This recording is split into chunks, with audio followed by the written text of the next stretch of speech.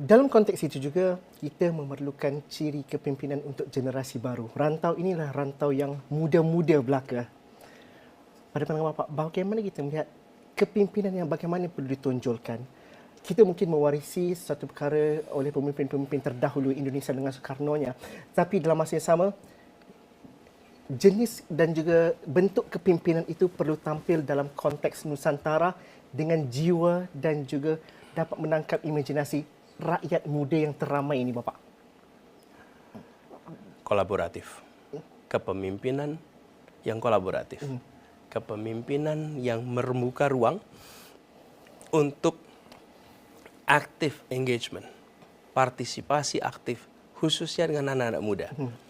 Anak-anak muda itu memiliki keunikan, yaitu kebaruan.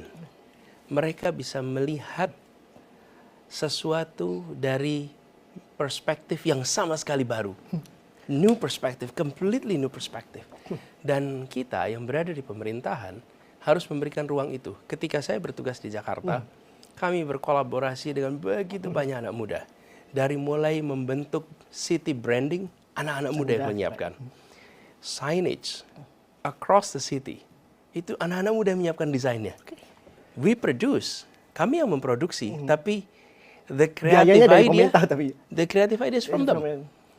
Kemudian ketika kita berbicara tentang penanganan COVID misalnya, pelibatan anak-anak muda. Jadi kita harus memberikan ruang kepada anak-anak muda untuk berpartisipasi, dan saya ingin menggunakan istilah kolaborasi, bukan sekedar partisipasi. Ini bedanya. Kalau partisipasi, mereka mengerjakan, kami mengerjakan. Tapi we are not engaging. Yes. Tapi kalau kolaborasi, mereka mengerjakan, kami mengerjakan, dan kita bekerja bersama. Nah, anak-anak muda punya kebaruan yang di pemerintahan harus bisa adopsi. Dan itu yang kita tawarkan kepada teman-teman muda.